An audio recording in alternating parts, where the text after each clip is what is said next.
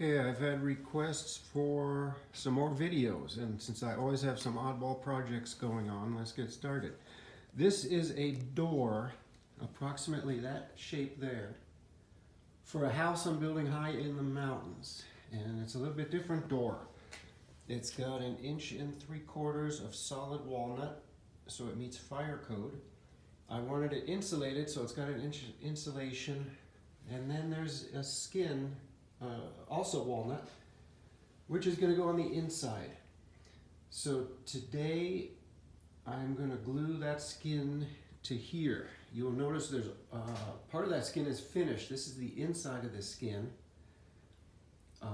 In order to eliminate some potential warpage and trouble there, I put a couple coats of oil on the inside, except where glue is going to go, and the outside has been finished. And I did the same here. Under the insulation is oiled, as well as the other side. Always finish both sides of your work at the same time so it doesn't warp. I thought this was going to be quite an involved, difficult glue up, just because it's big, a little bit different. But I've got big strap hinges, which are going to go on the other side of that skin.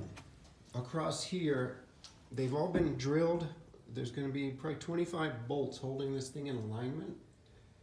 And those bolts will also act as clamps on a lot of the door. So I've just got to clamp the perimeter. You will also notice that the grain on all these spacer blocks goes the same as the grain in the rest of the door. So I will not have any wood movement issues. So let me clamp it up. Okay, it's about 1.5 hours later than the last video. The door is together. The hinges are on.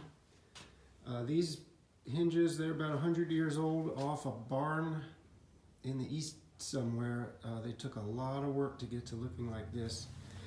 And then the bolts, I hand distressed each one. But they look great. Definitely worth the effort. This will be the interior of the door. Also on the hinges, you can't really see, I put some bronze bushings in there. Got them all to line up perfectly. Oh, the glue up went well. I had an assistant. You can never have enough clamps. And 2 issues. The first issue is there is very little glue squeeze out, almost nothing, which is an issue I have a lot. I need to use more and more and more glue. Even though I painted it on both surfaces pretty liberally, never enough glue. And the other thing is some of the bolts for the hinges, even though I double checked this and did a dry run before I put the door together, some of the holes still weren't deep enough and the bolts weren't going in all the way and didn't pull the whole thing together. I've since fixed that, hopefully while the glue is wet enough. But the door's together, it will look great. The next step is to trim the 3 straight sides and finish shaping the curve so I can make the door frame. Today we're going to use the big green saw to cut some 3-inch thick walnut for the door frame. I was originally going to do a traditional door jamb with 3/4 inch or 1 inch wood and then use some trim around the edge, but with a door edge like this, that's just too worky. So here we go.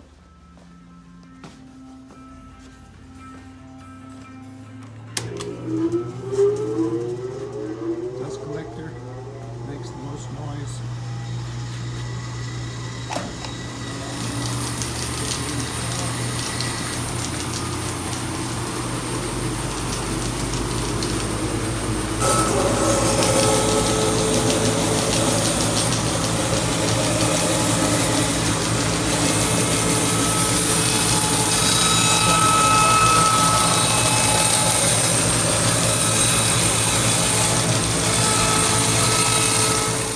I just cut off that slab has revealed a bunch of worm damage and insect damage. Some pretty big stuff.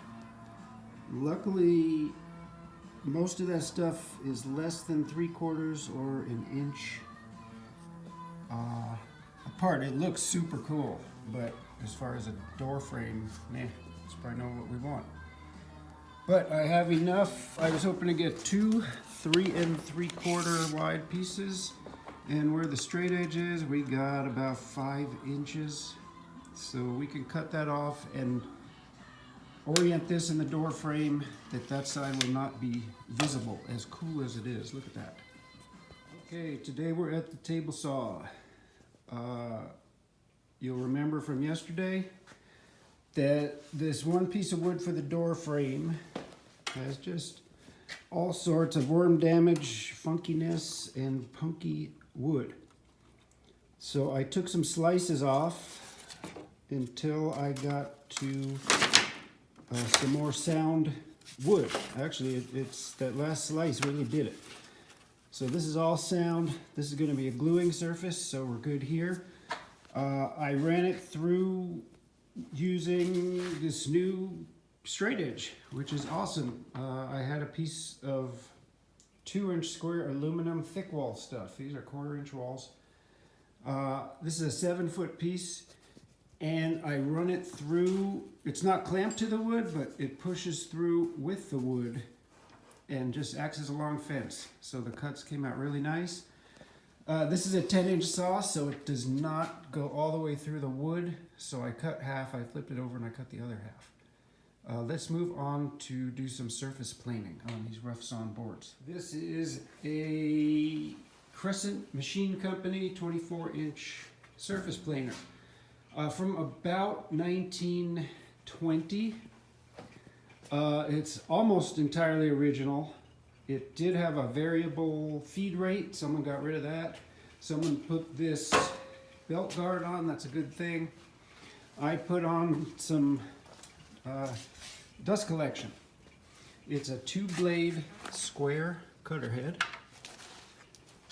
It works well. So let's get planing.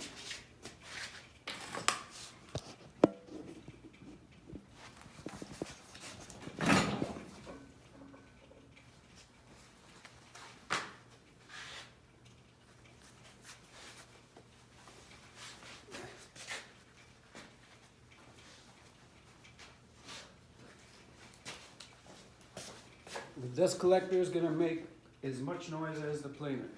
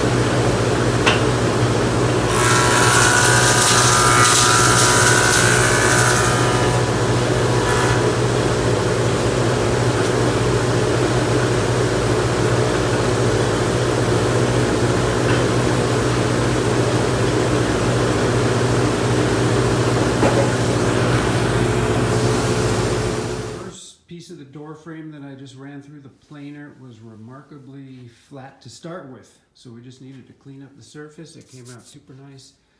The second piece is not. It is twisted. The best way to tell a twist is with winding sticks, where just lay a couple straight sticks across. I don't know if you can see it on the video, but there's a definite twist showing that we need to take out this area with the chalk. It needs to be planed down.